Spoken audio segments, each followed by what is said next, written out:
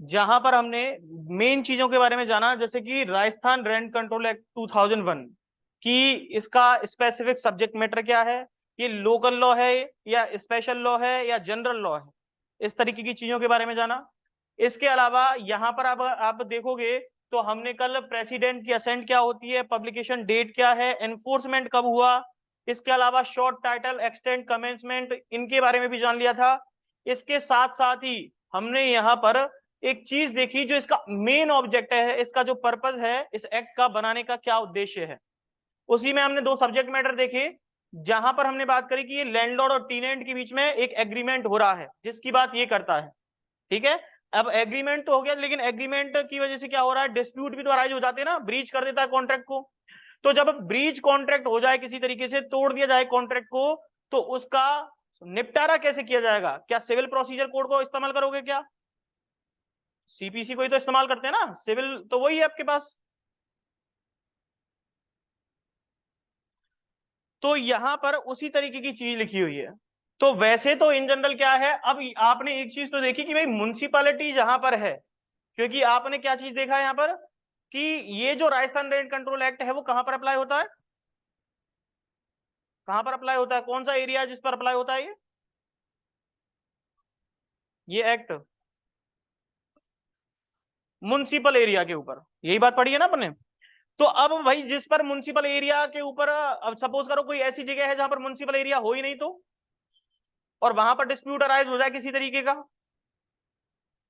Rent को लेकर के, प्रॉपर्टी को लेकर के किसी तरीके का, तो उस केस में क्या होगा, क्या वहां पर कोई लॉ लागू नहीं होगा उसके ऊपर, तो फिर उस केस में सीपीसी लागू हो जाती है, क्योंकि सीपीसी तो एप्लीकेबल टू ऑल है ना, हर जुरिस्डिक्शन लागू हो जाते हैं उसके ऊपर। तो इसी तरीके से वहां पर सीपीसी लागू होती है। लेकिन यहां पर अपन क्या पढ़ रहे हैं, ये म्युनिसिपल एरियाज पे लागू होता है। लेकिन अगर स्टेट गवर्नमेंट जो है बाय नोटिफिकेशन अगर कोई चीजें निकाल दे, तो फिर अपन यहां पर इसको भी लागू कर सकते हैं, राजस्थान रेंट कंट्रोल एक्ट। इसके अलावा फिर मैंने आपको कुछ चीजें बताई, जैसे कि इसका नेचर। अब आपको पता चल रहा है कि ये प्रॉपर्टी से रिलेटेड बात कर रहा है, प्रेमाइसेस से रिलेटेड बात कर रहा है कि नहीं कर रहा। जब प्रेमाइसेस से रिलेटेड बात कर रहा है, तो यहां पर सबसे बड़ी बात जो है वो राइट्स की बात कर रहा है, राइट्स और ड्यूटीज की। जब राइट्स की बात की जा रही है, तो इसका मतलब ये क्या कर रहा है, नेचर जो है इसका सिविल है, कैसा है, सिविल नेचर का है ये एक्ट, है कि नहीं। प्रॉपर्टी से डील कर रहा है, प्रॉपर्टी के जो डिस्प्यूट हैं उसी की वजह से क्या हो गया, सिविल नेचर का हो गया। तो यहां पर जो सूट फाइल होंगे या पिटीशन फाइल होंगी, वो कैसी होंगी, सिविल नेचर की तो होंगी। तो इसका सब्जेक्ट मैटर सब्सटेंटिव भी है और प्रोसीजर भी इसी में ही बता रखा है। ठीक है, इस तरीके की बातें देखी हमने। साथ ही साथ यहां पर हमने ये इंडेक्स के बारे में भी जान लिया था। इंडेक्स में क्या क्या देख लिया था, चैप्टर कितने हैं टोटल इसमें, चैप्टर टोटल है 7, 7 चैप्टर हैं, सेक्शन कितने हैं टोटल 32, और शेड्यूल कितनी है टोटल 4 शेड्यूल हैं। अमेंडमेंट कौन सा एक्ट में हो गया है इसके अंदर, एक्ट कौन सा नंबर का है, कौन से ईयर में अमेंडमेंट हुआ है इसके अंदर, 2017, मतलब 2017 के अंदर इसके अंदर क्या हुआ है, अमेंडमेंट होकर के आया है राजस्थान रेंट कंट्रोल एक्ट में। और क्या चीज जोड़ी गई है, रेंट अथॉरिटी शब्द को जोड़ा गया है, मतलब एक अथॉरिटी को कॉन्स्टिट्यूट किया गया है और उससे रिलेटेड कुछ प्रोसीजर को बताया गया है प्रैक्टिकल अप्रोच में, जिसमें चैप्टर कौन कौन से जोड़े गए हैं, बिल्कुल 5A और 5B, दो चैप्टर इसके अंदर जोड़ दिए गए हैं। बेसिक बेसिक बात जो है आपके सामने यहाँ पर, इंडेक्स के बारे में भी जनरल चर्चा कर ली थी। फिर हमने शॉर्ट टाइटल एक्सटेंड कमेंसमेंट ये देखा था, और इसके साथ साथ हमने प्रीएम्बल के बारे में भी चर्चा कर ली थी। प्रीएम्बल में क्या देखा हमने, वहां पर उस टीनेंट के और लैंडलॉर्ड के बीच के रिलेशन को मेंटेन करने की बात की गई है कि रेगुलेट करेगा। इसके साथ साथ इविक्शन से रिलेटेड उनको कंट्रोल करेगा, रेंट लेट आउट से रिलेटेड करेगा। इन चीजों के बारे में इनका ऑब्जेक्ट बताता है आपका वो प्रीएम्बल। ये बात क्लियर थी। इसके साथ साथ हमने प्रेसिडेंट की असेंट देखी थी। प्रेसिडेंट की असेंट बताओ कौन सी डेट को हुई थी, ज्योति जी बताइए।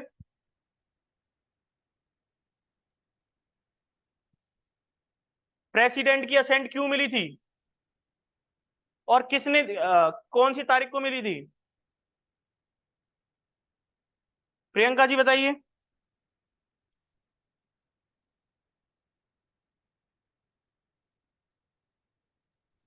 27 सितंबर। क्या बोला, बताइए। 27 सितंबर को। 27 सितंबर, गलत।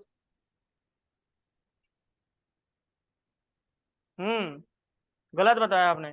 25 फरवरी को, 25 फरवरी 2003 को प्रेसिडेंट ने इसको असेंट दी। मैंने बताया कि ये स्टेट लॉ के साथ साथ लोकल लॉ भी है, ये बताया था कि नहीं बताया था। अब स्टेट का लॉ है तो इसका मतलब लॉ बनाया किसने, स्टेट ने। तो साइन किसके होने चाहिए इस पे, गवर्नर के होने चाहिए।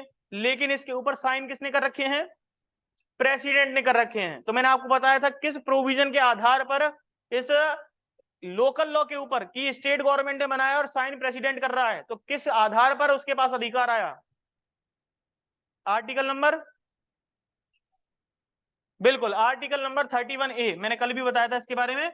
आर्टिकल नंबर 31A में स्टेट अगर कोई प्रॉपर्टी संबंध कोई रूल रेगुलेशन बनाती है तो वो नल एंड वॉइड हो जाएगा, जब तक कि अगर वो किसी आर्टिकल नंबर 14 और 19 का वॉयलेशन कर रहा है तो फिर ऐसे केस में क्या करना पड़ेगा, उसको प्रेसिडेंट की असेंट लेनी पड़ेगी, और प्रेसिडेंट की अगर उसने असेंट ले ली तो फिर वो वैलिड रहेगा लॉ। इसीलिए वहां पर प्रेसिडेंट की असेंट लेने की बात की गई थी। तो हमारे सामने क्या क्या चीज आ गई, प्रीएम्बल आ गया, इंडेक्स आ गई, नेचर आ गया, इसके अलावा लॉ के नेचर के बारे में पता चल गया।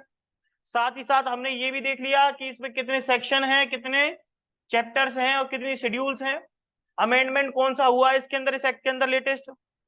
ये सारी बातों के बारे में हम चर्चा कर चुके हैं।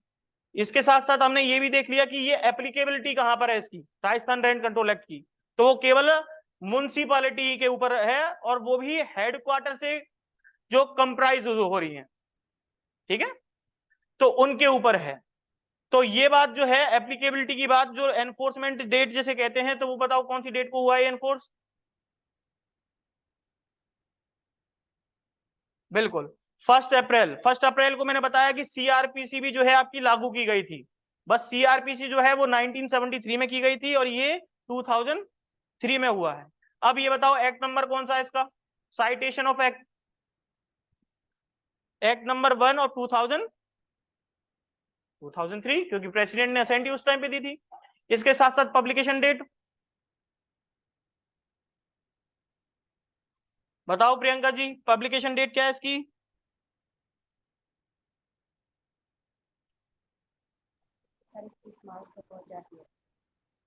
पब्लिकेशन डेट क्या है इसकी, पब्लिकेशन डेट जो है इसकी वो है 21 मार्च 2003, ठीक है। तो ये बेसिक बेसिक चीजें हैं आपकी, ठीक है। तो अब हमने बेसिक इंट्रोडक्शन इसके बारे में समझ लिया है, और ये भी समझ लिया है कि राजस्थान रेंट कंट्रोल एक्ट जो है, जो टीनेंसी की बारे में बात कर रहा है, एक पर्टिकुलर स्पेसिफिक टीनेंसी एग्रीमेंट की बात कर रहा है। अब यहाँ पर स्पेसिफिक होने की वजह से क्या कर रहा था, ये आर्टिकल नंबर 14 और 19 का क्या कर रहा था, वॉयलेशन कर रहा था, क्योंकि ये एक स्पेसिफिक एग्रीमेंट की बात कर रहा है, जबकि सबके ऊपर एप्लीकेबल होना चाहिए ना, इस तरीके का बनाना चाहिए लॉ। तो उन्होंने इसके बारे में क्या कर दिया, रिट पिटीशन कर दी। तो कमल किशोर का केस बताया था कल मैंने, Kamal Kishore versus state of Rajasthan, ठीक है, 2008 का केस लिखवाया था। वहां पे बताया था कॉन्स्टिट्यूशनल वैलिडिटी जो है इस राजस्थान रेंट कंट्रोल एक्ट की चैलेंज की गई थी, और हाई कोर्ट ने उसको लेकर के क्या कहा था कि साहब ये तो क्या है, वैलिड है, कॉन्स्टिट्यूशनल है लॉ।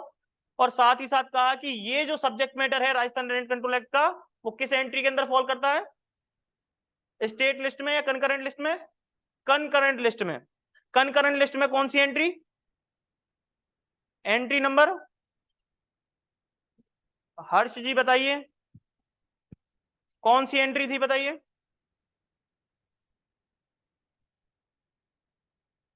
अरे भाई ये एंट्री पूछी जाती है ऐसे ही हल्के में ले गए क्या ऐसे, एंट्री नंबर था 6, जहां पर ट्रांसफर ऑफ प्रॉपर्टी एक्ट की बात सुनी है ना आपने, ट्रांसफर ऑफ प्रॉपर्टी से रिलेटेड जो मैटर्स हैं वो कंकरेंट लिस्ट के भाग माने जाते हैं। तो उन्होंने कहा कि ये जो राजस्थान रेंट कंट्रोल एक्ट है ना, ये भी उसी का ही भाग माना जाना चाहिए, ठीक है।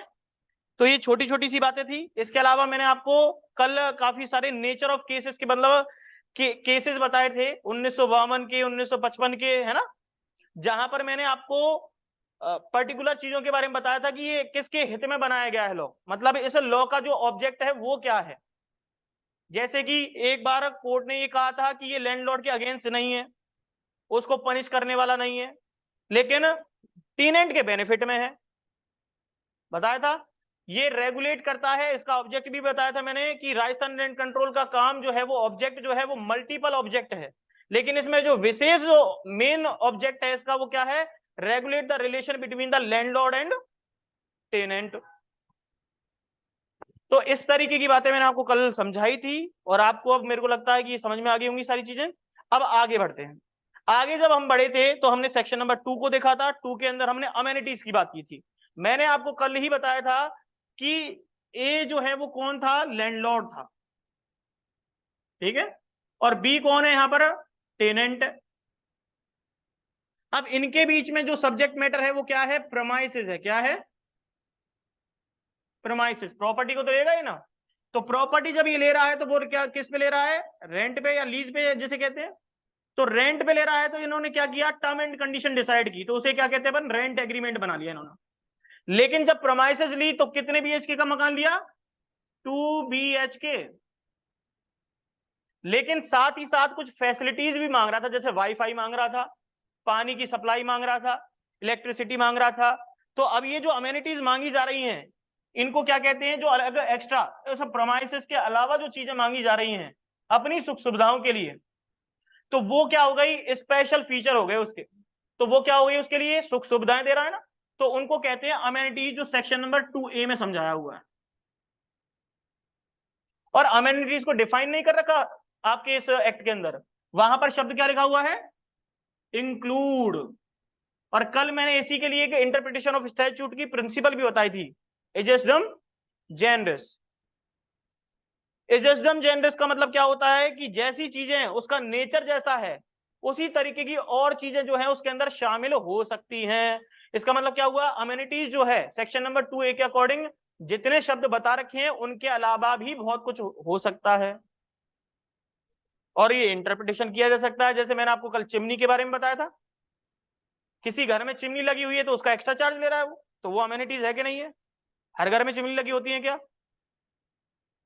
किसी घर के अंदर कोई बाथरूम भी दे रहा है, उस टाइम पर तो बाथरूम भी नहीं मिलते थे, तो बाथरूम भी अगर उसने फैसिलिटी के तौर पर दिया है तो फिर उसका भी अलग से चार्ज ले सकता है।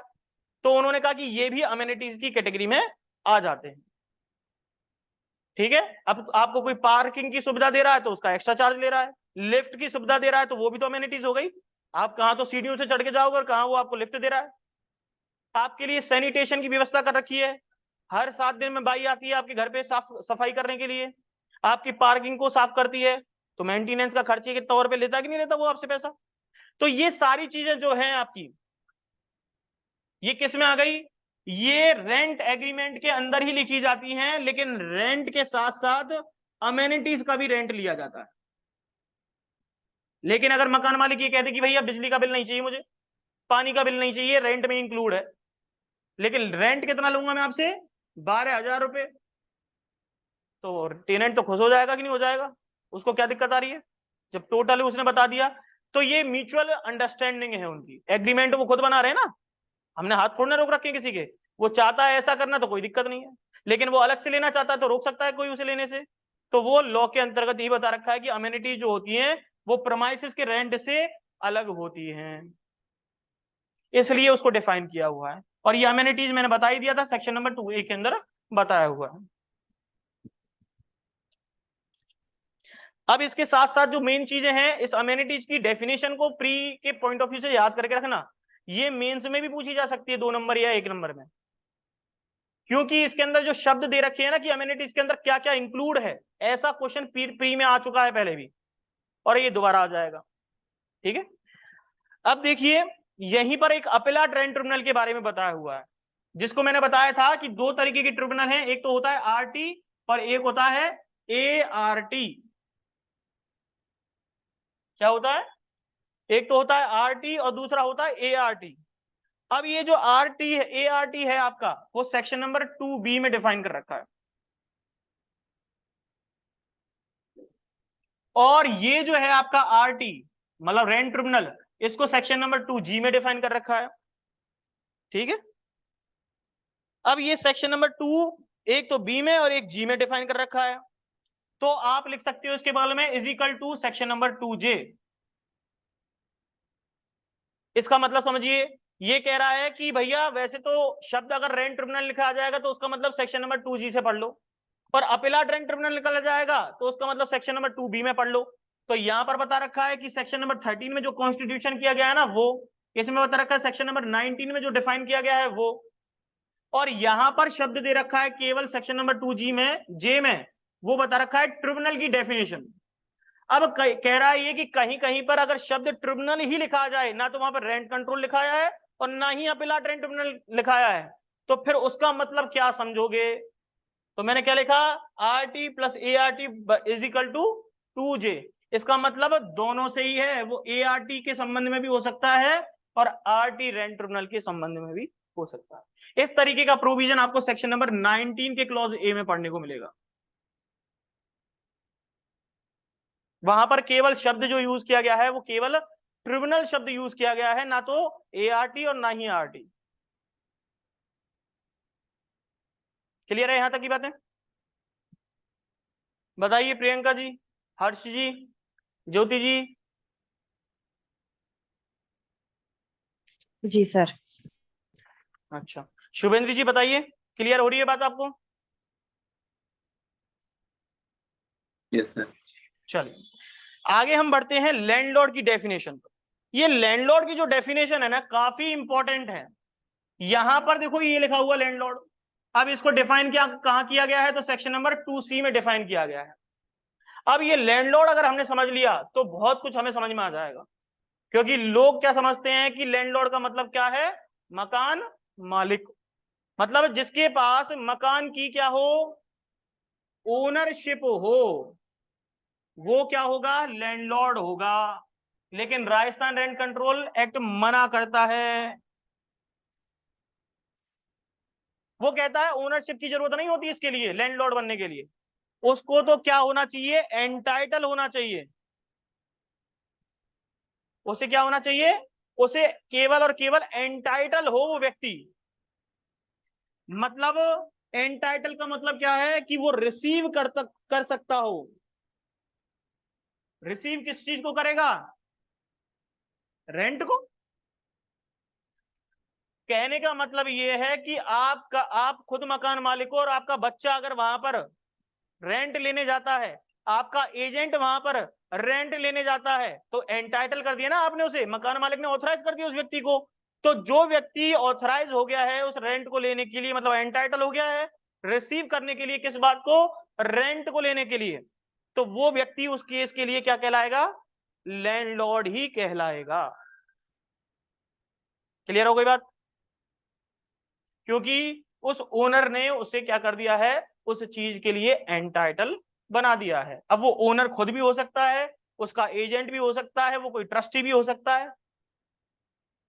देखिए सेक्शन नंबर 2C क्या कहता है। अब यहां पर इंक्लूड शब्द नहीं लिखा, क्या लिखा है, मीन्स। मीन्स का मतलब है कि अपने आप में पूर्ण डेफिनेशन है। देखिए, landlord means any person who for the timing is receiving or is entitled to receive the rent of any premises। Subject matter क्या था, premises ही तो था हमारा, सब्जेक्ट मैटर था हमारा premises, और इस premises को सेक्शन नंबर 2F में डिफाइन किया गया है। ऐसे ही टीनेंट जो है आपका सेक्शन नंबर 2I में डिफाइन किया गया है। तो अब बात आ रही है कि रिसीव कर रहा है या तो रिसीव कर लिया है या वो एंटाइटल टू रिसीव है। और रेंट के लिए, और रेंट मैंने कहा कि इस एक्ट में डिफाइन ही नहीं है कि रेंट होता क्या है, लेकिन यहां पर कह रखा है जो भी चीज है वो कंसीडरेशन के तौर पर जो ले रहे हो आप, तो वो ही रेंट माना जाएगा। और ये जो रेंट है जो भी रिसीव करने वाला व्यक्ति होगा वही लैंडलॉर्ड कहलाएगा। अब देखिए कुछ शब्द दे रखे हैं, ये आपसे क्वेश्चन में आ सकते हैं, प्री का क्वेश्चन यहां से बन सकता है आपके लिए। पूछेगा कि बताओ इनमें से कौन कौन व्यक्ति लैंडलॉर्ड की कैटेगरी में आएगा और नहीं आएगा। जैसे कि लिखा हुआ है whether on his own account, या तो खुद ही व्यक्ति है, मतलब खुद ही प्रॉपर्टी का ओनर है, तो या तो वो खुद हो गया, नहीं तो फिर उसकी जगह उसने कौन भेज रखा है, एज एन एजेंट। एजेंट भी लैंडलॉर्ड हो सकता है अगर उसने उसे ऑथोराइज कर दिया उस केस में, तो उस केस में फिर कौन हो गया ओनर, आई मीन लैंडलॉर्ड, तो वो हो गया एजेंट। तीसरा लिखा हुआ है ट्रस्टी। चौथा लिखा हुआ है उसके गार्जियन। गार्जियन कौन? सपोज करो बच्चे के नाम प्रॉपर्टी है, बच्चा ले सकता है क्या? बच्चा एग्रीमेंट कर सकता है क्या? कुछ नहीं कर सकता, वो तो कॉन्ट्रैक्ट एक्ट ही मना करता है।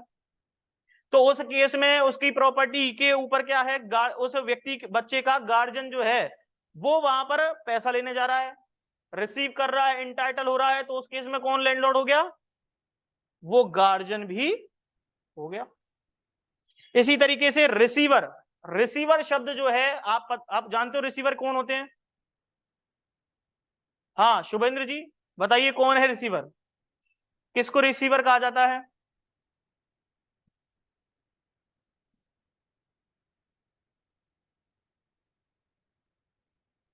सर जो रेंट रिसीव करेगा। नहीं नहीं नहीं, ये लिक्विडेशन से रिलेटेड है। कंपनी जब लिक्विडेट हो जाती है ना, तो एक व्यक्ति को अपॉइंट किया जाता है, या किसी प्रॉपर्टी को जब कुर्क कर दिया जाता है ना, फोरफीट कर हाँ लिया सर। जाता है, उस केस में कोर्ट जो है, कोर्ट क्या करती है? अब व्यक्ति नहीं कर रहा कोई, कोर्ट के द्वारा माइक बंद सर कीजिए। लिक्विडेटर भी कहते हैं सर इसको। हाँ हाँ, लिक्विडेटर शब्द अलग है। लिक्विडेटर केवल लिक्विडेशन के केस में होता है, लेकिन रिसीवर कोई भी हो सकता है, लेकिन लिक्विडेटर भी रिसीवर हो सकता है। डिफरेंस है। अब यहां पर जो मेन बात बता रहा हूं मैं आपको, वो समझिए। ये जो रिसीवर होता है ये केवल कोर्ट के द्वारा ही अपॉइंट किया जाता है। क्यों किया जाता है? सपोज करो किसी की प्रॉपर्टी जो है उसको लेना है, जब्त करना है, कुर्क करना है उस प्रॉपर्टी को, तो अब उसकी प्रॉपर्टी को कुर्क कर लिया। तो जब प्रॉपर्टी को कुर्क कर लिया, दो भाइयों में लड़ाई झगड़े हो रहे हैं। जब लड़ाई झगड़े हो रहे हैं कि वो कह रहा है कि रेंट मैं लूंगा, दूसरा कह रहा है रेंट मैं लूंगा, तो किसको रेंट देगा? वो टीनेंट। तो उस केस में जब डिस्प्यूट अराइज हो जाता है, तो फिर वो कोर्ट में जाते हैं पैसा देने के लिए। कोर्ट कहता है कि ऐसा करो, तुम पैसा मेरे को मत देने आओ, मैं एक रिसीवर अपॉइंट कर देता हूं, ये व्यक्ति जो है अब से अकाउंट आपका ये संभालेगा। तो अब वहां पर उस केस में जब कोर्ट ने उस व्यक्ति को अपॉइंट कर दिया, तो एंटाइटल कौन हो गया? वो रिसीवर हो गया उस केस में। तो अब वो भी क्या हो गया? उस केस के लिए लैंडलॉर्ड बन गया। क्लियर हो गई बातें?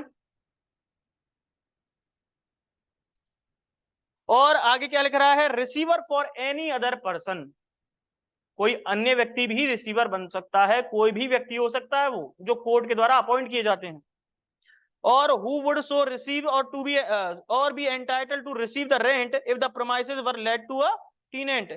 यदि कोई प्रमाइसेस जो है वो लेट की गई है, टीनेंट को दी गई है, और उस टीनेंट से अगर रेंट किसी के द्वारा भी रिसीव किया जा रहा है, तो वो हर एक व्यक्ति जो एंटाइटल हो गया है या ले लिया है, वो लैंडलॉर्ड की कैटेगरी में आ जाएगा।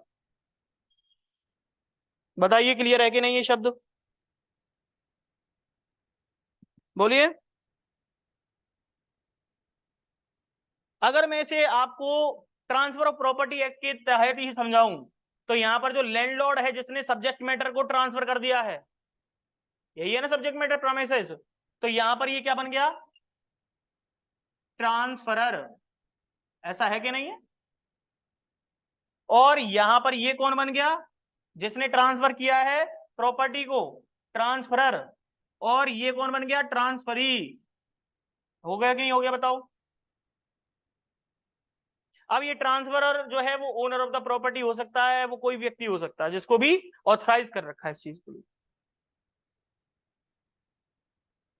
अब एक दो केस लिखिए जिनसे आपको ये चीजें समझ में आएंगी, जैसे गार्जियन के रिगार्डिंग, कि लैंडलॉर्ड जो गार्जियन है वो कब लैंडलॉर्ड बन सकता है। तो लिखिए D D Seshagiri, D Seshagiri, Seshagiri versus M V फॉर वैन शास्त्री। 1970 का केस है, 1970 का, जहां पर गार्जियन को भी क्या माना गया? लैंडलॉर्ड मान लिया गया। तो guardian receiving the rent on the behalf of the minor, guardian receiving the rent on the behalf of the minor, तो उस केस में गार्जियन क्या है, लैंडलॉर्ड है कि नहीं है, अगर माइनर के बिहाफ पे ले रहा है तो ये केस के अंदर हेल्ड किया गया। ऐसे लिखिए ट्रस्टी के लिए, ट्रस्ट समझते हो ना, तो अब ट्रस्ट तो किसी ने बनाया है और उसका ट्रस्टी जो है वही संभालता है ना एडमिनिस्ट्रेशन सारा का सारा, तो उसी के पास चार्ज है। तो अब प्रॉपर्टी का मालिक तो कोई और था, लेकिन प्राप्त कौन कर रहा है, रेंट ट्रस्टी कर रहा है। तो ट्रस्टी की प्रॉपर्टी तो नहीं थी ना, लेकिन एडमिनिस्ट्रेशन फंक्शन के चक्कर में वो उसका लैंडलॉर्ड मान लिया जाता है। उसके लिए लिखिए case Digambar Jain temple, Digambar Jain temple versus Vishnu Prasad, Digambar Jain temple versus Vishnu Prasad, 1980 का केस है ये। और इस केस में लिखिए ट्रस्टी के रिगार्डिंग बात की गई है, लिखो ownership of premises, ownership of premises is not essential element to become a landlord. Landlord बनने के लिए ओनरशिप, उस प्रमाइसेस का ओनरशिप होना जरूरी नहीं है। इस केस में हेल्ड हुआ था ये। उन्होंने क्या कहा कि जो प्रमाइसेस है, ओनरशिप प्रमाइसेस की जो ओनरशिप है वो किसी की व्यक्ति के पास हो, ये लैंडलॉर्ड बनने के लिए जरूरत नहीं है उसकी है। तो लिखिए बगल में in fact to become a landlord, in fact if any person is entitled to receive rent is essential element। इसका मतलब क्या हुआ कि बस इतना ही काफी है, एसेंशियल एलिमेंट इतना ही जरूरी है लैंडलॉर्ड बनने के लिए, केवल वो व्यक्ति रिसीव कर रहा हो और रिसीव करने के लिए एंटाइटल हो, इतना ही काफी है। तो ये लिख लेना इसके बगल में ट्रस्टी केस किससे डील करता है, ट्रस्टी से रिलेटेड है।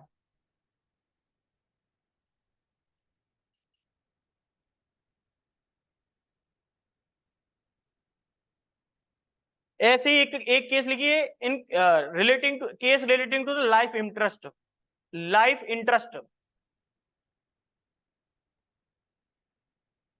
आपने सुना होगा कि ट्रांसफर ऑफ प्रॉपर्टी एक्ट में section number 13 life, particular life के लिए कोई प्रॉपर्टी जो है वेस्ट कर दी जाती है, इंटरेस्ट कर दी जाती है। वो कहता है कि तुम इसके प्रॉपर्टी के मालिक तो नहीं हो, लेकिन तुम जब तक जी रहे हो तब तक ये तुम्हारे पास रहेगी प्रॉपर्टी, और जैसे ही मर जाओगे तो फिर ये वापस मेरे पास आ जाएगी प्रॉपर्टी, या मेरे पर और किसी के पास आ जाएगी। तो केवल उसके पास, उस व्यक्ति के पास उसकी जब तक जिंदगी है तब तक के लिए लाइफ इंटरेस्ट के लिए ही प्रॉपर्टी को वेस्ट किया गया है, तब तक ही उसकी सुख सुविधाओं का आनंद उठा सकता है वो व्यक्ति। अब उससे सपोज करो उसने रेंट पे चढ़ा दी वो प्रॉपर्टी, लेकिन ओनरशिप है क्या उसके पास, लेकिन वो उसका क्या बना हुआ है उस टाइम के लिए, लाइफ इंटरेस्ट जुड़ा हुआ है उसका, ठीक है। तो एक तरीके से कस्टोडियल हो गया ना वो उस प्रॉपर्टी के लिए। अब उसके पास तो उसकी कस्टडी है, ओनरशिप तो है नहीं, तो बेच तो सकता नहीं है किसी को भी, लेकिन उसका क्या कर सकता है, आनंद उठा सकता है, एंजॉयमेंट का राइट तो है उसके पास। तो अब उसको किराए पे भी दे रहा है मकान को, तो फिर रेंट किसके पास आएगा, उसी के पास तो आएगा उसका। तो अब ओनरशिप तो यहां पे भी नहीं है। तो फिर ऐसे केस में केस लिखी शब्द लिखिए कुछ, पर्सन हु हैज, अच्छा केस का नाम तो लिख लो, पहले लिखो Sukumar Pillai, Sukumar, Sukumar Pillai versus Babhu, B A, B for ban, Babhu Kumar या बभू पिल्लई ऐसे लिख लो। बहुत इंपॉर्टेंट केस है, 1997 का केस है। इस केस में भी इस तरीके की बात की गई है। क्या लिखा हुआ है, लिखिए a person who has life interest in any property, a person who has life interest in any property and receiving the rent is intended in the definition of the landlord, in the definition of the landlord।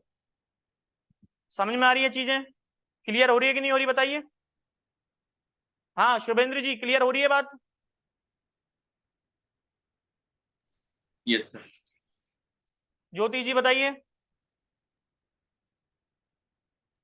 Ji sir. और हर्ष जी, आप class में क्यों नहीं आ रहे भाई? आप तो offline आते हो ना?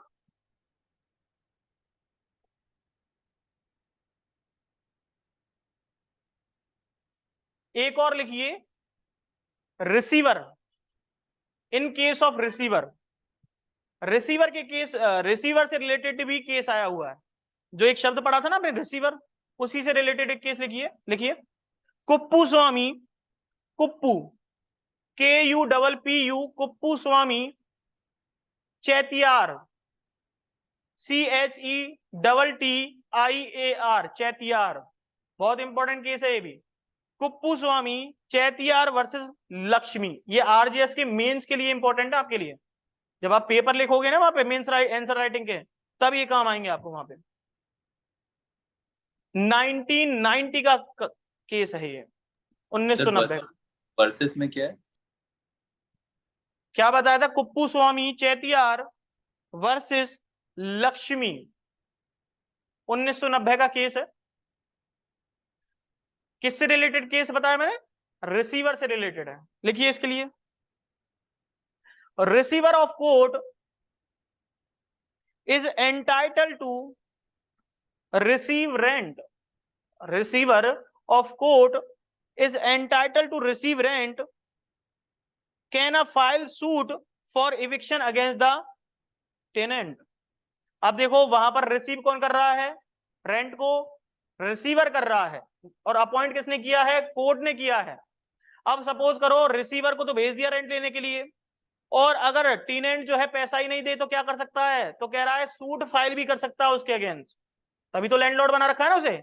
और लैंडलॉर्ड के राइट्स के बारे में बताया हुआ है यहाँ पर कि वो व्यक्ति लैंडलॉर्ड कब बन सकता है, उसके पास क्या अधिकार होंगे। सपोज करो उसको रेंट के लिए तो बना रखा है, केवल रेंट ही रिसीव करता है क्या वो? तो उसके पास बहुत सारे राइट वो भी आ जाते हैं उस प्रेमाइसेस से रिलेटेड। जैसे कि मैंने कल आपको सेक्शन नंबर 9 के बारे में बताया था, एविक्शन ऑफ टेनेंट। कुछ ग्राउंड्स हैं उसके अंदर जहां पर अगर कोई व्यक्ति जो है पैसा नहीं दे रहा है, रेंट नहीं दे रहा है, न्यूसेंस क्रिएट कर रहा है, मकान को तोड़ रहा है, ऑल्ट्रेशन कर रहा है, डैमेज कर रहा है, तो जो रिसीव कर रहा है रेंट वो निकाल भी तो सकता है उसको, लेकिन एक प्रोसीजर है उसके लिए, सूट फाइल भी कर सकता है। ये काम ट्रस्टी भी कर सकता है, ये काम गार्जियन भी कर सकता है, क्योंकि उसको लैंडलॉर्ड कह रहे हैं, तो लैंडलॉर्ड का मतलब क्या है? राइट भी तो मिल रहे हैं उसको फिर। यही बात है यहाँ पर। एक और चीज है, को ओनर। को ओनर जो है उसको समझिए। को ओनर को मतलब समझते हो आप?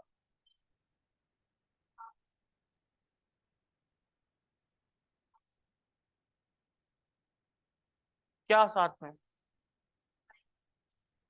जॉइंट प्रॉपर्टी बोलते हैं उसे। मतलब दो भाइयों की एक प्रॉपर्टी, तो उन लोगों की क्या है, उसका मालिक कौन है? दोनों ही है कि नहीं है? तो उस केस में जॉइंट प्रॉपर्टी होती है।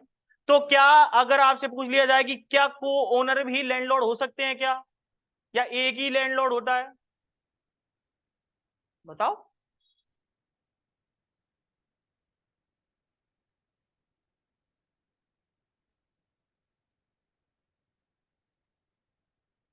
मैं तो पूछ रहा हूं।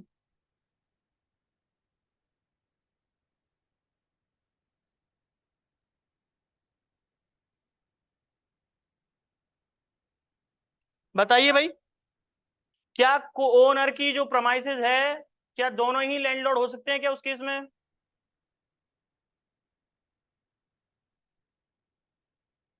अरे भाई दोनों की प्रॉपर्टी दोनों हो सकते हैं ना, लेकिन किसको दिया जाए? अगर ऐसा डिस्प्यूट आ जाए तो वो एजेंट को नियुक्त कर सकते हैं, नहीं तो फिर रिसीवर तो आएगा ही आएगा।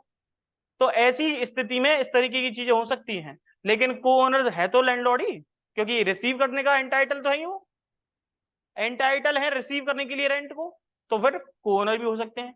क्या हस्बैंड और हस्बैंड की जो वाइफ है, पति पत्नी दोनों होंगे कि नहीं होंगे? वो भी एंटाइटल हो सकते हैं, क्योंकि प्रोमाइसेस तो उनकी है, ओनरशिप उनकी है, तो हस्बैंड जाके लिया है या उसकी वाइफ लिया है जाके पैसा, तो वो भी रिसीव करने के लिए है। आपने देखा है ना, ऐसा होता नहीं है क्या? तो वो भी ऐसे अधिकारी होते हैं इस चीज के लिए।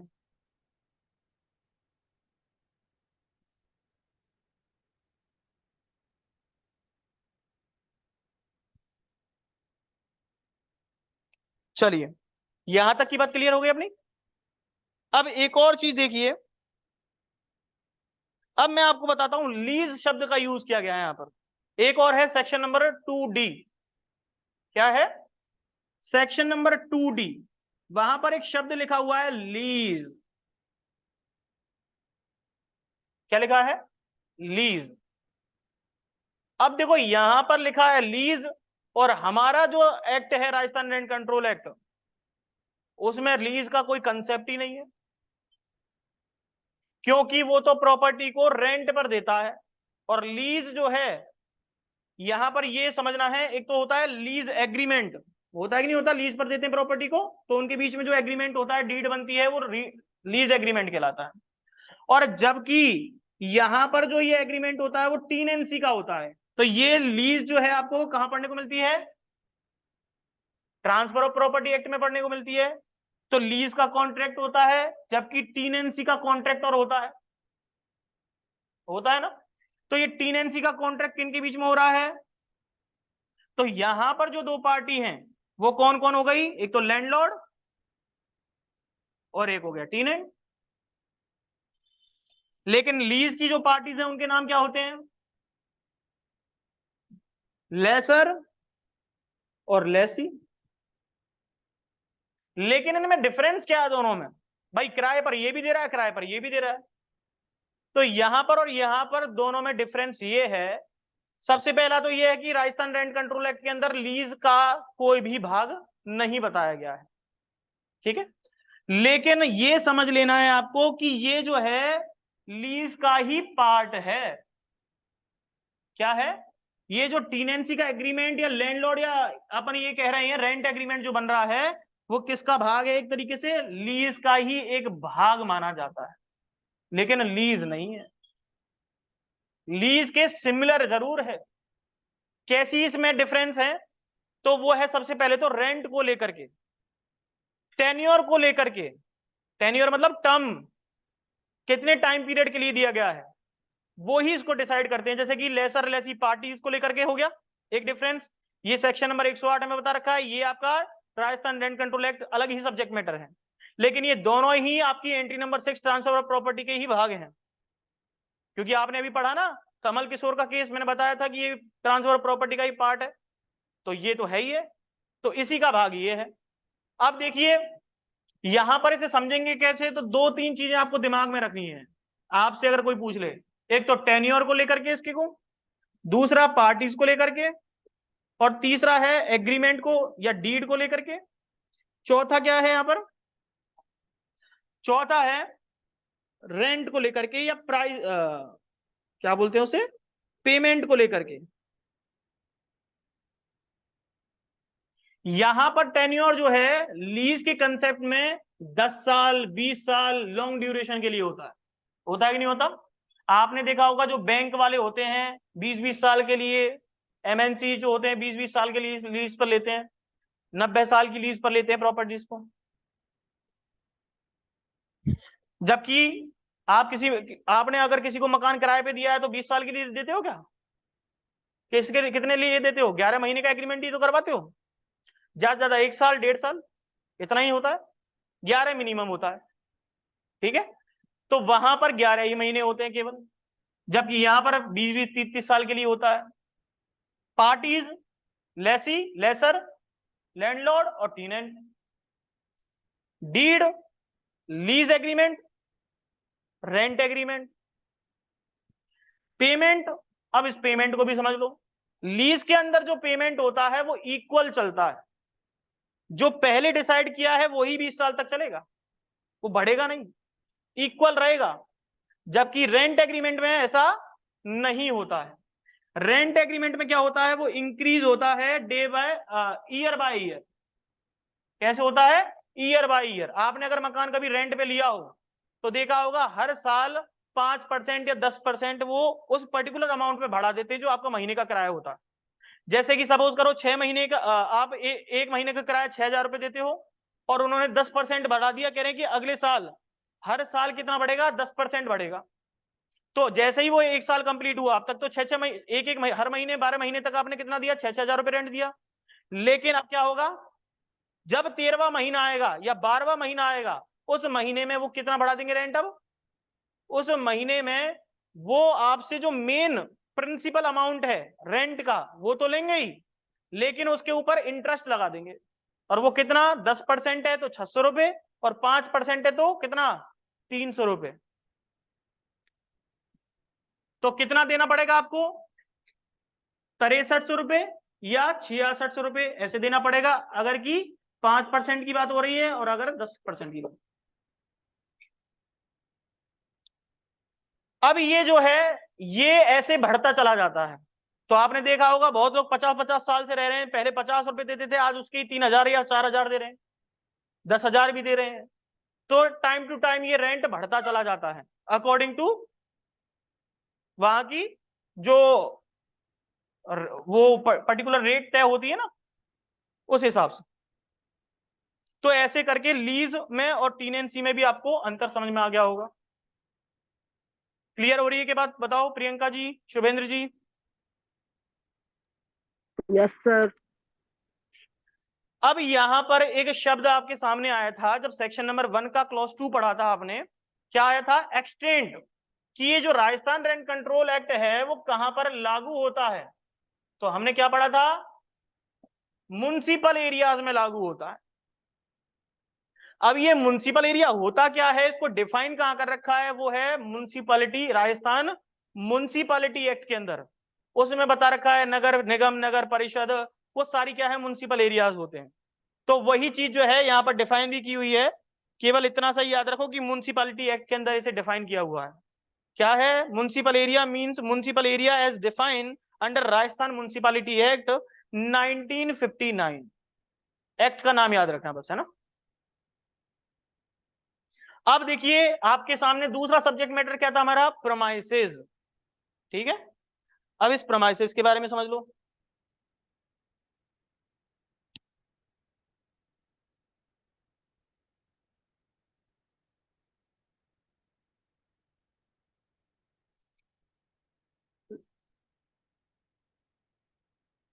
प्रोमाइसेस के लिए देखिए क्या लिखा हुआ है, प्रोमाइसेस मींस, देखो यहां पर मींस लिखा हुआ है, इंक्लूड नहीं लिखा हुआ। मींस का मतलब क्या है कि कोई भी लैंड हो सकती है, प्रोमाइसेस में क्या है, किसी भी तरीके की लैंड हो सकती है, वो कोई प्लॉट भी हो सकता है, लेकिन वो एग्रीकल्चर लैंड नहीं होगी। यहां पर लिखा हुआ है any land not being used for the agriculture purpose. अब यहां पर एग्रीकल्चर पर्पस के लिए क्यों नहीं यूज किया कर सकते, क्योंकि वहां पर भी एक टीनेंसी चलती है, राजस्थान टीनेंसी एक्ट अलग से बना हुआ है उसके लिए, जो एग्रीकल्चर लैंड से ही डील करती है। ठीक है, 1956 के अराउंड का बना हुआ है, तो वो केवल उसी से डील करती है। इसलिए इसने कह दिया कि जो एग्रीकल्चर लैंड होंगी ना वो इसके अंदर इंक्लूड नहीं होंगी। इसलिए इसको स्पेसिफिकली केवल मकान के किराए वराए के लिए ही बनाया गया है, जो कमर्शियल और रेजिडेंशियल दोनों में काम आता। तो आपसे अगर पूछ ले कि आप प्रोमाइसेस के अंदर एग्रीकल्चर लैंड जो है या एग्रीकल्चर पर्पज की जो लैंड होती है वो इंक्लूड होती है, तो नहीं होती।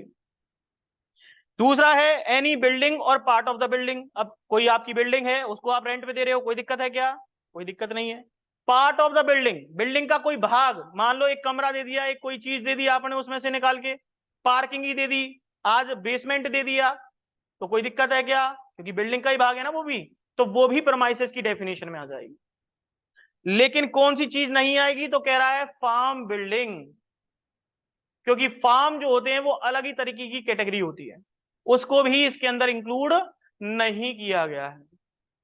तो आपका एक और, अब देखो इसमें कैसे लिखना है, चार्ट कैसे बनाना है आपको, तो इसको ऐसे करना, प्रीमाइसेस के अंदर ऊपर लिखना प्रीमाइसेस और यहां पर लिखना इंक्लूड, कौन कौन सी चीज इंक्लूड होंगी, और नॉट इंक्लूड या डज नॉट इंक्लूड ऐसे लिखना।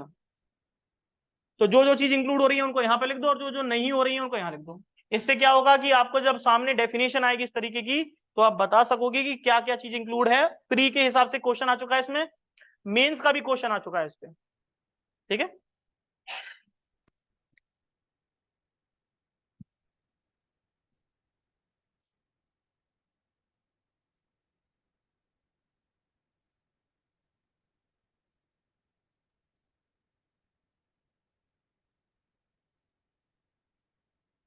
अब देखो यहां पर क्या लिखा है आगे, लिखा है कि any building or part of the building let or intended to be let for use of residential or commercial use. अब देखो दो सब्जेक्ट मैटर बन गए आपके सामने कि प्रेमाइसेस जो है आपकी वो कितने तरीके की हो सकती है जिसके लिए आप किसी व्यक्ति को लेट कर रहे हो, लेट आउट कर रहे हो, ठीक है। तो ये है दो तरीके के पर्पस के लिए कर सकते हो आप, एक तो रेजिडेंशियल और दूसरा कौन सा है, कमर्शियल। दो ही पर्पस हैं इसके।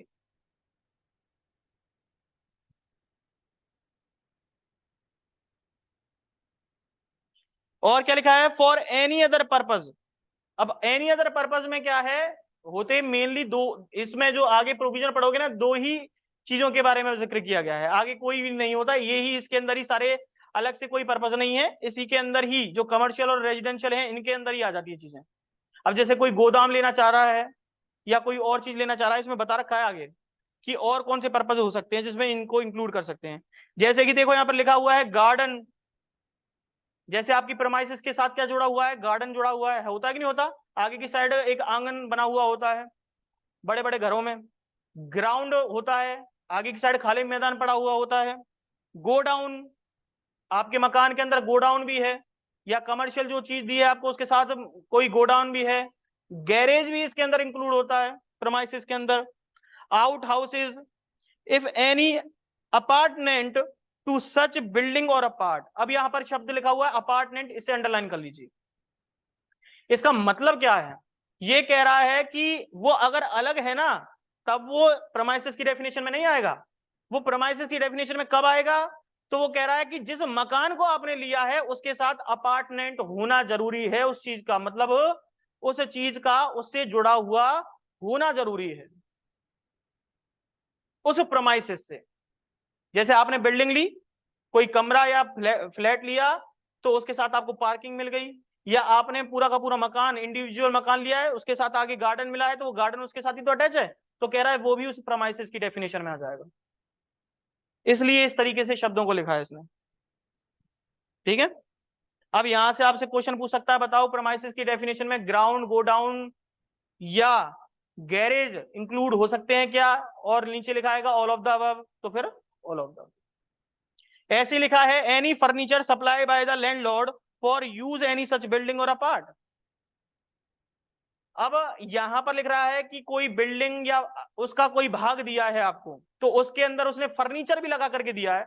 अब जैसे हमारे पास ये बिल्डिंग है प्रज्ञा इंस्टीट्यूट की, ये चेयर और कुर्सी जो है अगर ये इन्हीं की ऊपर वालों की होती तो जो हमारे लैंडलॉर्ड है उन्होंने ये सारी फर्नीचर हमको लगा के दिया है इसमें, और वो इसी का भी प्रेमाइसिस का ही पार्ट मान के बता रहे हैं, और उन्होंने इसका पर्टिकुलर रेंट बता दिया, कह रहे हैं कि अलग से नहीं लेंगे अमेनिटीज के तौर पर, इसे क्या मानेंगे, premises, part of the premises ही मानेंगे, तो फिर इसको प्रेमाइसिस के भाग में ही काउंट किया जाएगा, ठीक है। ऐसे लिखा है any fitting affixed or and amenities provided in such building or a part for the more beneficial enjoyment thereof. जैसे कि ऐसी कौन कौन सी चीजें होती हैं जो अमेनिटीज के तौर पर ही होती हैं लेकिन फिक्स होती है उसमें, जैसे कि आपकी लाइटें, लाइटें जो हैं उनको उखाड़ करके अलग से कर देगा कि वो प्रमाइसिस में जो लाइटें लगी हुई हैं आपके में, सारा का सारा जो ट्यूब लाइट है आपके और तरीके के फैन लगे हुए हैं वो सारे के सारे वो लैंडलॉर्ड ने ही लगा के दिए हैं, तो अब वो जो लैंडलॉर्ड के द्वारा ये सारी चीजें लगाई हैं वो भी कह रहा है कि प्रमाइसिस का पार्ट ही माना जाएगा, चाहे वो अमेनिटीज में ही क्यों ना काउंट होता हो। लेकिन ऐसा थोड़ा ना उनको अलग से हटा करके करवा लेगा कोई काम। अब बिजली की तारें लगी हुई हैं तो वो क्या है, अफिक्स्ड हैं, उनको हटाओगे तो वो खत्म हो जाएंगी वो, लेकिन वो पार्ट ऑफ द प्रमाइसेस ही मानी जाती हैं, ठीक है।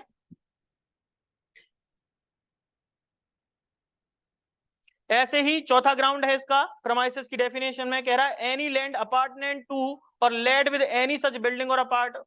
अभी तक तो आपने देखा ग्राउंड, गैरेज और इन सब चीजों की बात हो रही थी, लेकिन कह रहा है कि अगर सपोज करो कोई खाली प्लॉट ही पड़ा है आपके मकान से अटैच है, लेकिन वो लैंड की बात हो रही है केवल। अब वो लैंड किसी पर्पज के यूज में नहीं आ रही है, खाली पड़ी हुई है प्लॉट के तौर पर, लेकिन आपके मकान से अटैच है, तो वो भी उसका प्रोमाइसेस का पार्ट ही माना जाएगा। इसलिए वहां पर लिखा हुआ है एनी लैंड अपार्टमेंट।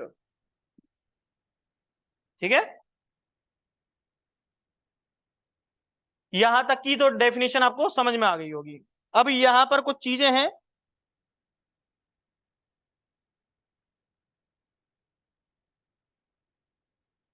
यहां पर आप लैंड के बगल में लिख सकते हो चाहो तो ओपन लैंड।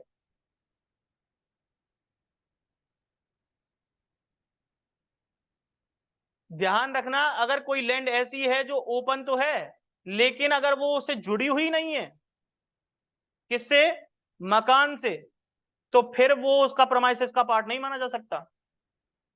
सपोज करो ये तो आपका मकान है, क्या है, मकान। इस मकान के बगल में आपका रास्ता जो है वो यहां से जा रहा है, लेकिन यहां से एक और प्लॉट जुड़ा हुआ है इसके टच में, और ये जो है ये भी उसी मकान मालिक का था, लेकिन आप कहोगे साहब ये तो जुड़ी हुई है, तो ये भी क्या है, प्रेमाइसेस का पार्ट माना जाएगा। क्या ऐसा संभव है क्या, बोलो हाँ या ना। ये नहीं होगा, क्योंकि आपका रास्ता तो यहां से है ना, अगर ये इसके साथ अटैच होती यहां पे तो हो जाती। क्लियर हो रही है ना बात। एक ऐसा ही केस आया है, लिखिए, Tulsiram versus RC Pal. Tulsiram versus RC Pal. यहां पर कहा ओपन लैंड, लिखिए, open land which not apartment to such building or part thereof. जो ओपन लैंड होती है वो उसका पार्ट नहीं मानी जा सकती, और वो अपार्टमेंट नहीं मानी जाएगी उसके।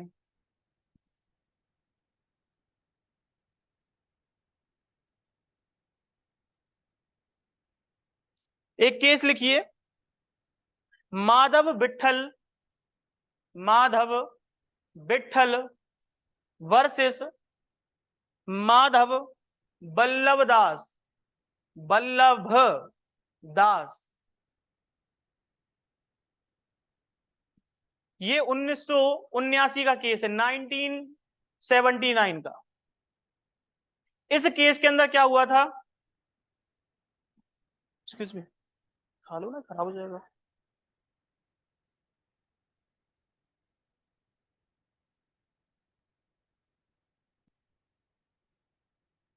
इस केस के अंदर क्या हुआ था, इस केस में एक्सप्लेन किया गया था, जो मीनिंग दिया था ना अपार्टमेंट, अपार्टमेंट के बगल में लिख लो जुड़ा हुआ। इसका मतलब होता है जुड़ा, कोई चीज किसी बिल्डिंग के साथ जुड़ी हुई है तो वो उसे अपार्टमेंट शब्द का यूज किया गया है।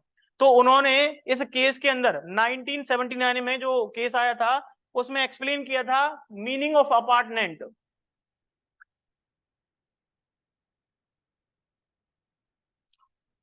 इसके अंदर एक्सप्लेन किया गया और बताया गया जैसे कि पार्किंग प्लेस होता है, पार्किंग प्लेस होता है ना आपके आगे की साइड, तो उसको कहा कि जो पार्किंग प्लेस है अपार्टमेंट टू फ्लैट, आपके फ्लैट से जुड़ा हुआ है, parking place is also included, apartment to the flat is also included in the definition of the premises. अगर आपसे पार्किंग प्लेस के बारे में पूछ ले तब भी ये केस लिख दो, और अपार्टमेंट के बारे में इन जनरल पूछ ले तब भी यही बात होगा। अब फ्लैट तो आपका चौथी मंजिल पे है, लेकिन अब वो चौथी मंजिल पे है, लेकिन आपका जो पार्किंग है वो चौथी मंजिल पे थोड़ा ना आ जाएगा। तो कह रहा है कि क्या वो तो एक दूसरे से जुड़े ही नहीं है कैसे भी तरीके से, तो इसका मतलब वो अपार्टमेंट नहीं माना जाए। तो कोर्ट ने कहा ऐसा नहीं है, पार्किंग जो प्लेस है वो उसके साथ ही जुड़ा हुआ माना जाएगा, क्योंकि वो बिल्डिंग से जुड़ा हुआ है ना, इसलिए।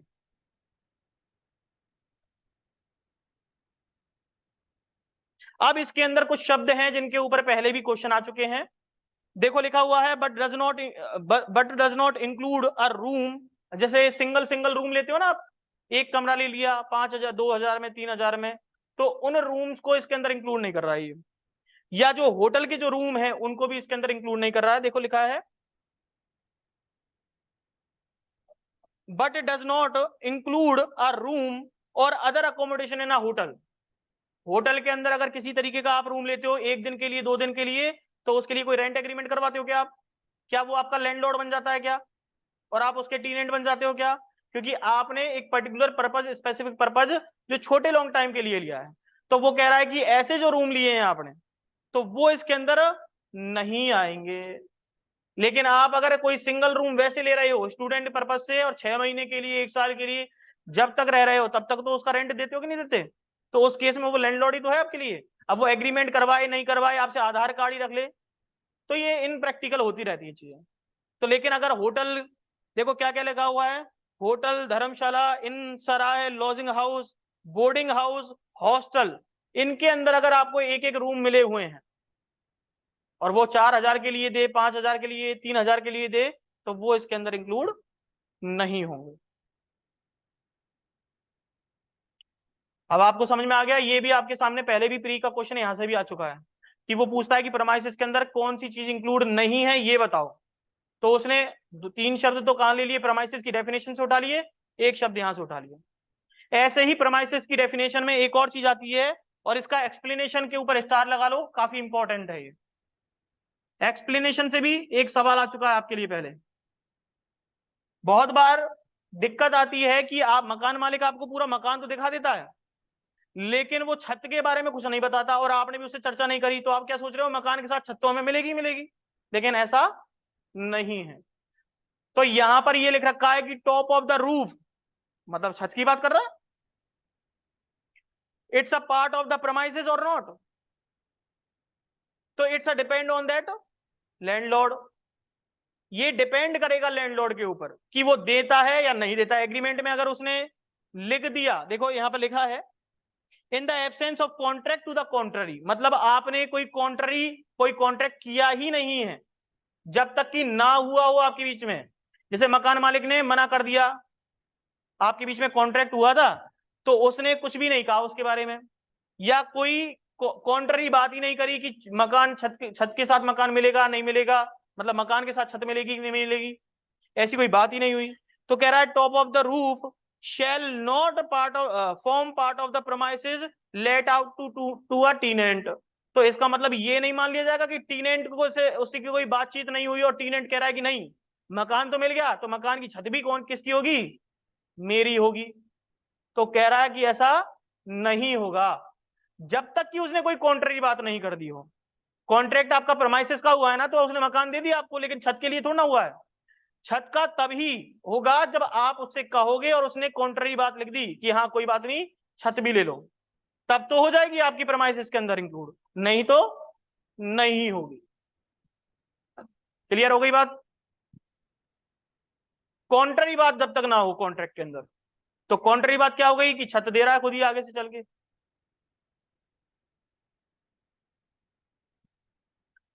हाँ प्रियंका जी, शुभेंद्र जी, हर्ष जी, बताइए समझ में आई कि नहीं आई बात? Yes sir.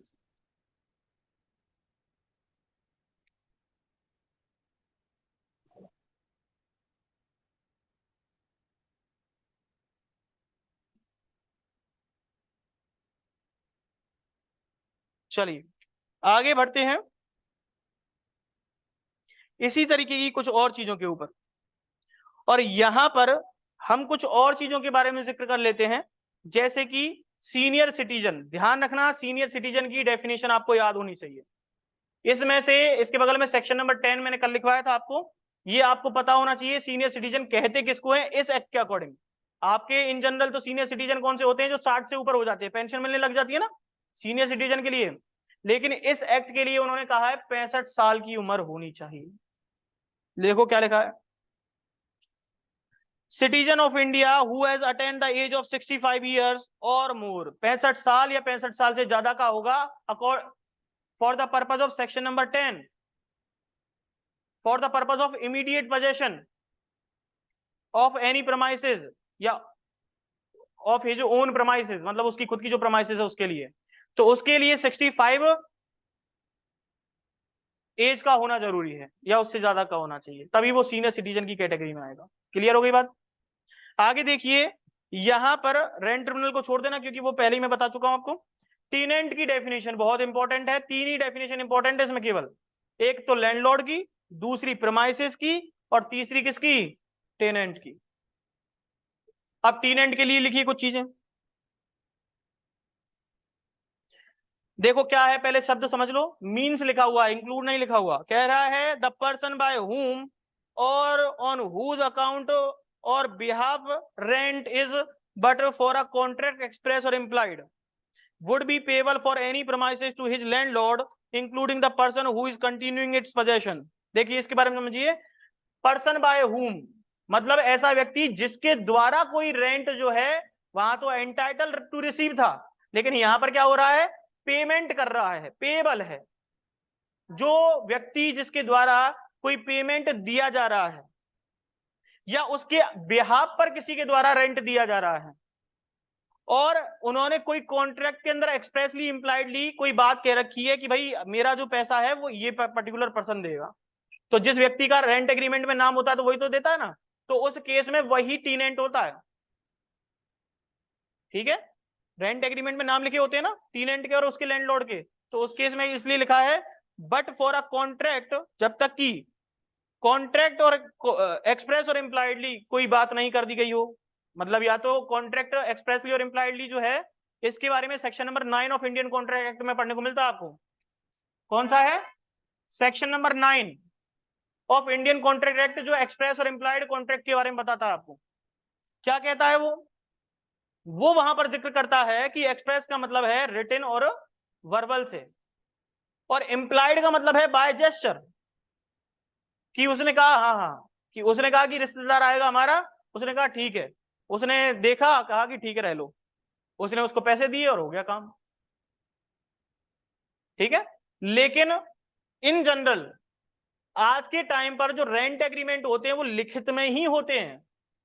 इसने कह तो दिया कि एग्रीमेंट जो है इम्प्लाइड और एक्सप्रेस हो सकता है, लेकिन हमारे पास जो लॉ है वो क्या कहता है कि एग्रीमेंट का रिटन में होना क्या है? कंपलसरी कर दिया गया है, क्योंकि बहुत सारे फ्रॉड हो रहे हैं आज के टाइम पे। अब आपके घर में कौन आतंकवादी रख रखा है आपने किसी को क्या पता, लेकिन आपने तो पैसों के लालच में रख दिया, लेकिन पुलिस को कोई जानकारी नहीं कि कौन व्यक्ति रह रहा है। अब आपके घर में कोई मर जाए, उसके घर में से कोई मर जाए या खुद मर जाए, तो कौन जिम्मेदार होगा उसके लिए? कौन, किसको रख लिया आपने घर में? तो इस तरीके की जो लाइबिलिटीज होती है फिर उस मकान मालिक की अराइज हो जाती है, इसलिए उनके लिए जिम्मेदारी दी गई है, भैया क्या करो, आप नोटरी बनवाओ, रेंट एग्रीमेंट करवाओ, नोटरी से साइन करवाओ, उसका पुलिस वेरिफिकेशन करवाओ। अब ये चीजें क्या हो गई हैं? कंपलसरी हो गई हैं। इसी तरीके की चीजें हैं। तो कह रहा है कि वुड बी पेएबल, वो व्यक्ति जो है ऐसा पे करने के लिए पे करेगा पैसा, किस बात के लिए? For any premises to his landlord, किसको? उस पर्टिकुलर प्रमाइसेस के लिए वो रेंट पे करेगा, या तो वो करेगा या उसके बिहाफ पे कोई व्यक्ति करेगा जिसने कॉन्ट्रैक्ट एक्सप्रेस और इम्प्लाइड किया हुआ है। किसको करेगा? तो कह रहा है टू हिज लैंडलॉर्ड, अपने लैंडलॉर्ड को करेगा, जो सेक्शन नंबर 2C में पढ़ा था। लेकिन कह रहा है कि इसके अलावा, एक तो ये टीनेंट हो गया, जो व्यक्ति कौन था? जो पेमेंट कर रहा है वो टीनेंट बता दिया इसने, लेकिन अब शब्द यूज किया गया है इंक्लूड। तो और कौन व्यक्ति टीनेंट हो सकता है उसका मतलब और समझ लीजिए। इसके बगल में ये सफ्रेंस, टीनेंट इन सफ्रेंस एक टर्मिनोलॉजी है। यहां पर जो शब्द लिखा हुआ ना इंक्लूड, उसके बगल में आप चाहो तो ये लिख लीजिए टीनेंट इन सफ्रेंस।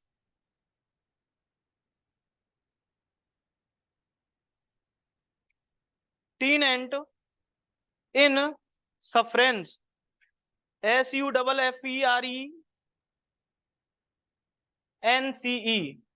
लिखूं क्या?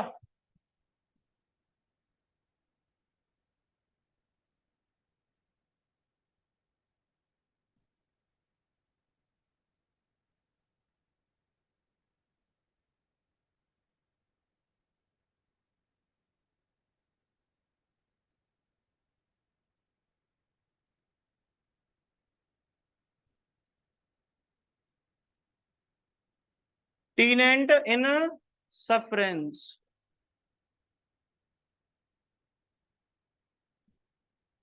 इसको हिंदी में बोलते हैं मर्शन जात किराएदार। क्या बोलते हैं? मर्शन जात किराएदार, या इसे बोलते हैं अतिधारी, अतिधारी किराएदार। ये अतिधारी और मर्शन जात का मतलब क्या है, और ये टीनेंस इन सफरेंस का मतलब क्या है? सफरेंस मतलब सफर कर रहा है जो व्यक्ति, ऐसा व्यक्ति जो सफर कर रहा है, मतलब वो व्यक्ति जो है गैर कानूनी तरीके से आपके वहां रह रहा है। जैसे कि उसका एग्रीमेंट तो हो गया था, कितने महीने का बनवाया था? 11 महीने का। 11 महीने का एग्रीमेंट जो है वो कंप्लीट हो चुका, लेकिन कंप्लीट होने के बावजूद भी वो व्यक्ति उस मकान में रह रहा है। समझ में आ रही बात? किराया भी लगातार दे रहा है, लेकिन एग्रीमेंट खत्म हो चुका है, एक्सपायरेशन हो गई है एग्रीमेंट की, क्योंकि 11 महीने का ही अथॉराइज देकर रखा था उसके लिए। लेकिन वो मकान मालिक को क्या दे रहा है? पैसा भी दे रहा है, और मकान में गैर कानूनी तरीके से रह रहा है। तो ऐसा जो अतिधारी, अतिधारी का मतलब हुआ कि धारी तो है, मकान तो उसके पास ही है, लेकिन उसने क्या कर दिया? एक्सटेंड कर दिया टाइम पीरियड का। तो ऐसे केस में उसको कहते हैं टीनेंट इन सफरेंस। क्लियर? क्लियर हो रही बात? तो अब यहां पर जिसका एग्रीमेंट खत्म हो गया, एक्सपायरेशन हो गया उसका, फिर भी उसमें रह रहा है और मकान मालिक भी कुछ नहीं कह रहा है, मकान मालिक को रेंट से मतलब है, वो मकान मालिक रेंट ले रहा है, तो कह रहा है ऐसा व्यक्ति भी टीनेंट कहलाएगा। लेकिन टीनेंट कब नहीं कहलाएगा उसके बारे में भी देख लीजिए। देखो लिखा हुआ है including the person who is continuing it's possession. Continue है उसके पास अभी तक पोजेशन उस चीज का, उस प्रमाइसिस का, लेकिन कब से है? After the termination of his tenancy. Termination कब हो गया? 11 महीने का एग्रीमेंट खत्म हो गया तो टर्मिनेट हो गई ना एजेंसी, सॉरी टीनेंसी। तो उसके बाद भी रह रहा है और कंटिन्यू उसके पास पोजेशन है और वो पैसा भी दे रहा है उसको, तो फिर ऐसे केस में वो टीनेंट इन सफरेंस की कैटेगरी में आ जाता है। लेकिन टर्मिनेशन कब हो जाता है किसी टीनेंसी का? तो देखो यहां पर कुछ शब्द दे रखे हैं कि कब कोई व्यक्ति टीनेंट नहीं रहता है, उसके बारे में लिखा हुआ है। ये तो टीनेंट इन सफरेंस भी टीनेंट कहलाता है, लेकिन कब टीनेंट ही टीनेंट नहीं रहता है? देखो लिखा हुआ है कुछ, कह रहा है otherwise than by the order or decree for the eviction passed under the provision of this act. इस एक्ट के अंतर्गत अगर राजस्थान रेंट ट्रिब्यूनल जो है, ऑर्डर कौन देगा? दो ही अथॉरिटी बता रखी है ना आपको, कौन कौन सी है? एक तो आरटी और दूसरी एआरटी। इनके द्वारा कोई ऑर्डर दिया गया है और उस व्यक्ति को कहा गया है कि तुम क्या कर दो? बेदखल हो जाओ मकान से। किसको कहा? टीनेंट को कहा है। उन्होंने ऑर्डर और डिक्री पास कर दी उसके खिलाफ, तो ऐसे केस में वो टीनेंट रहेगा क्या? अब टीनेंट नहीं रहे। लेकिन जब तक रह रहा था तब तक कोई दिक्कत थी क्या? तब तक रह रहा था तब तक उसे क्या कह रहे हैं हम? टीनेंट इन सफरेंस। ये आपसे पूछा जा सकता है इंटरव्यू में कि टीनेंट इन सफरेंस होता क्या है।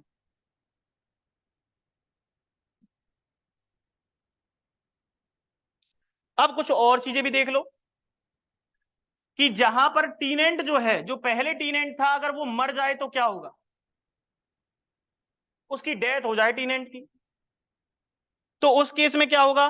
तो कह रहा है in the event of death of a person refer to in clause 1, sub clause 1। तो सब क्लॉज 1 में देखा ना आपने, क्या देखा कि चाहे वो टीनेंट इन सफरेंस हो, चाहे वो व्यक्ति जो पे कर रहा हो, रेंट दे रहा हो, वही था, लेकिन वो व्यक्ति इस केस में मर गया है। तो फिर ऐसे केस में जब वो मर गया है तो फिर उसके ब्याह पे टीनेंट कौन होगा अब? तो कह रहा है उसके जो घर वाले होंगे वही तो होंगे टीनेंट, अब वो देंगे रेंट। इसके लिए देखो क्या लिखा है यहां पर, in case of premises let out for residential purpose. तो क्लॉज ए जो है, जब डेथ कॉज हो जाए किसी व्यक्ति की, तो वहां पर रेजिडेंशियल पर्पज के लिए बताता है केवल। ध्यान रखना, आपने दोनों पर्पज पढ़े थे ना, प्रमाइसेस दो पर्पज के लिए दी जाती है। तो पहला रेजिडेंशियल और जो बी क्लॉज है वो कमर्शियल पर्पज की बात बताता है।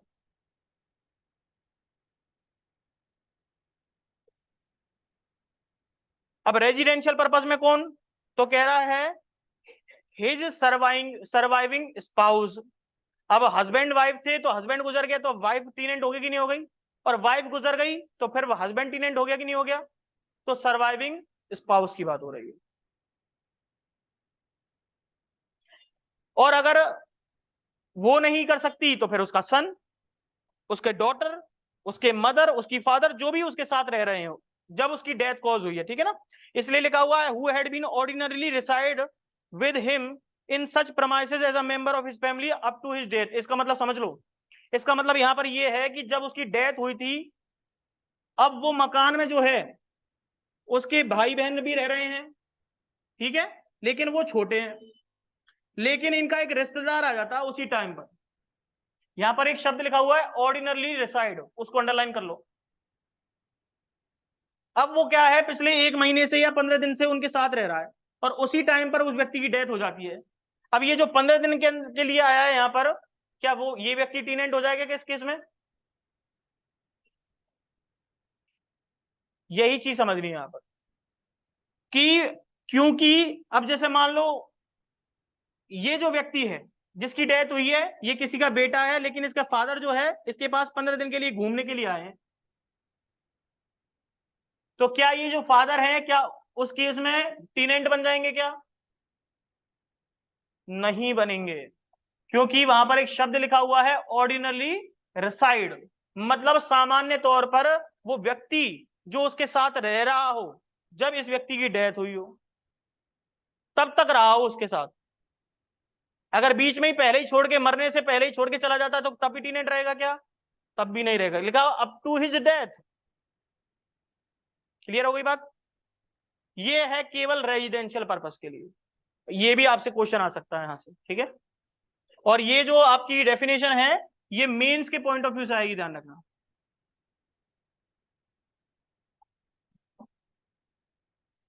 इसी तरीके से दूसरी चीज देखिए, अब है कमर्शियल पर्पस के लिए, कह रहा है in case of premises let out for the commercial purpose और बिजनेस पर्पस।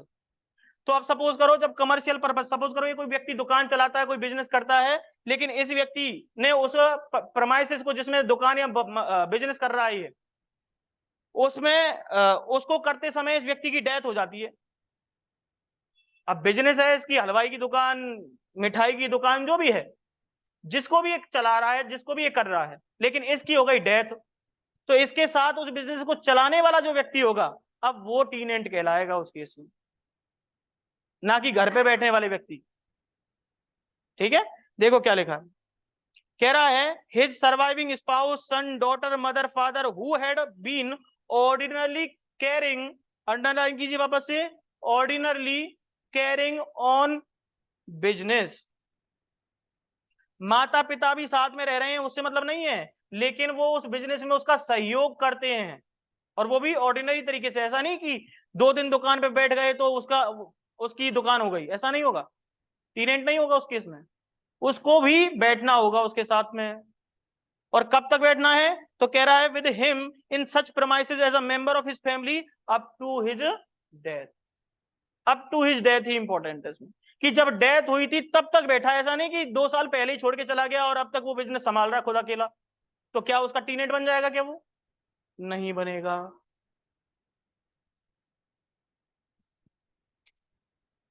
हाँ बताओ, क्लियर हुई क्या ये शब्द? बताइए, शुभेंद्र जी क्लियर हो रही है बातें? Yes sir. हाँ प्रियंका जी, नींद आ गई क्या?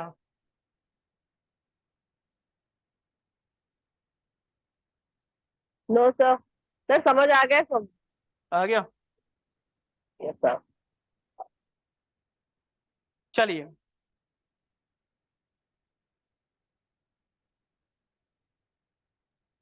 कुछ केसेस लिखिए इस टीनेंट से संबंधित, कौन कौन व्यक्ति टीनेंट हो सकता है।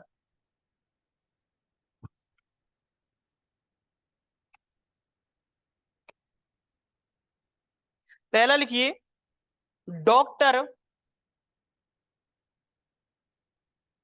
Rikhi, doctor Rikhi versus new Delhi municipality. ये नई दिल्ली म्युनिसिपैलिटी का केस है, उसके अंदर इसको कोर्ट ने डिफाइन किया था। 1962 का केस है ये आपका। सुप्रीम कोर्ट ने इस केस में क्या कहा था? उन्होंने बताया कि any person living in a hostel, hotel, in, lodging house, boarding house, अगर कोई व्यक्ति इन जगहों पे रहता है तो कह रहा है इज नॉट अ टीनेंट, वो टीनेंट नहीं है उस केस में।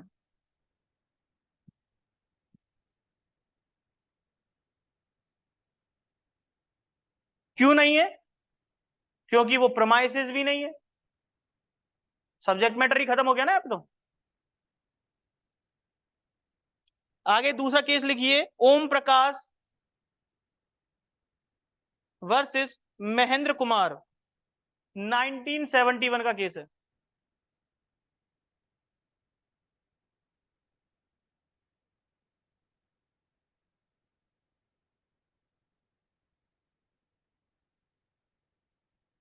अब यहां पर मैं आपको एक चीज समझाता हूं।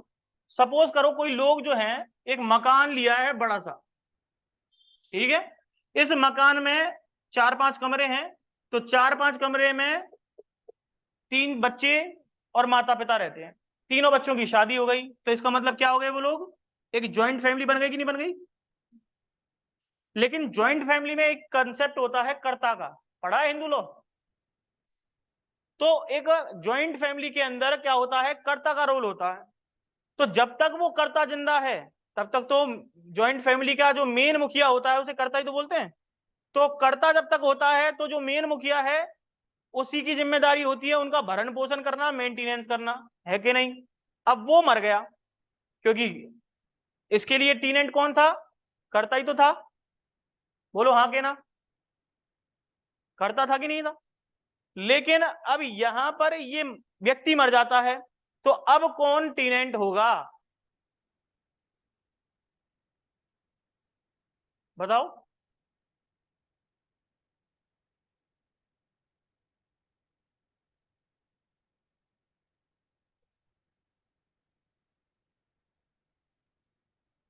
बताइए।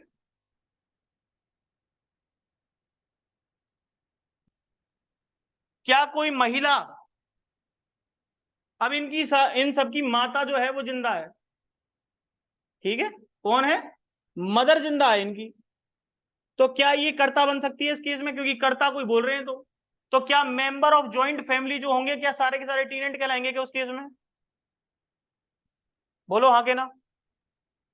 केवल उनका जो मुखिया होता है वही टीनेंट कहलाता है। तो इन केस में अब मदर जो है क्या मुखिया बन सकती है क्या?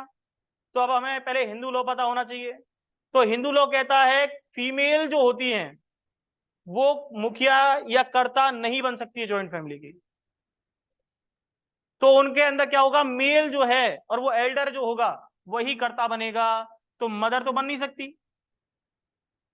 तो केवल इनमें से जो कर्ता निकल के आएगा, मतलब कर्ता बनेगा मेल, एल्डर पर्सन, वही क्या होगा, उसका टीनेंट होगा। देखो इस केस में जो मैं बता रहा था, member of joint Hindu family are not a tenant. अब इतने सारे लोग थे, कोई भी नहीं बन रहा tenant. Member of joint Hindu family are not a tenant, only karta is a टीनेंट।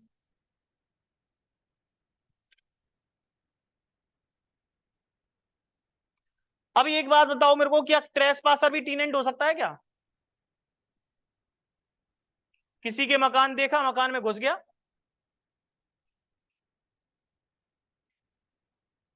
बताओ क्या ये भी टीनेंट हो सकता है क्या? नो सर, नहीं हो सकता। बस तो बस, ट्रेसपासर इज नॉट अ टीनेंट।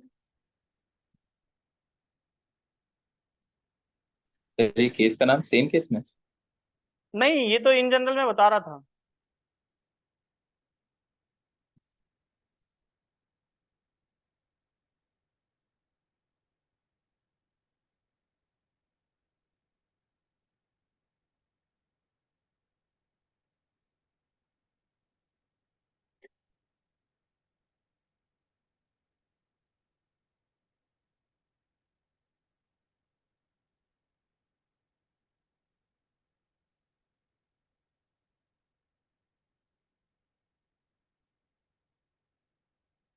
एक केस लिखिए, V Dhanpati Chettiar, V Dhanpati Chettiar versus Y अनमोल।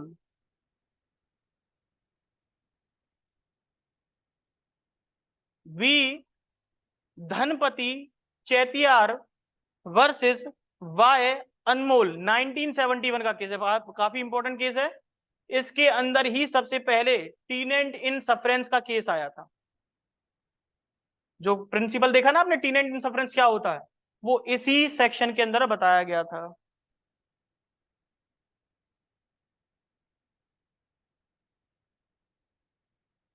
आप चाहो तो लिख लो, if after the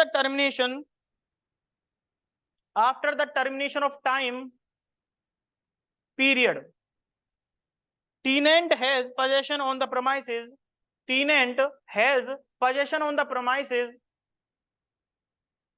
without the consent of the landlord, he is called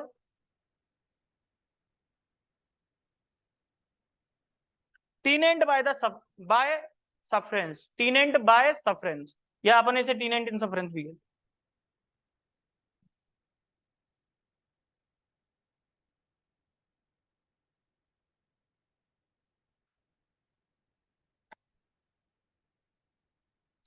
अब ट्रिब्यूनल की डेफिनेशन दे रखी है और कह रखा है कि भाई ट्रिब्यूनल का मतलब, देखो सेक्शन नंबर 2J को पढ़ो, क्या लिखा है, ट्रिब्यूनल का मतलब क्या है, अपीलाट रेंट ट्रिब्यूनल और रेंट ट्रिब्यूनल दोनों से है, और एज द केस में भी, इनमें से कोई भी हो सकता है ट्रिब्यूनल का मतलब, ठीक है, लेकिन ये डिपेंड करेगा अकॉर्डिंग टू सिचुएशंस। अब हमारा कल का जो टॉपिक है वो काफी इंपॉर्टेंट है, सेक्शन नंबर 3, ठीक है, उसके बारे में भी हम जिक्र करेंगे। चलिए आज के लिए काफी है, धन्यवाद, थैंक यू।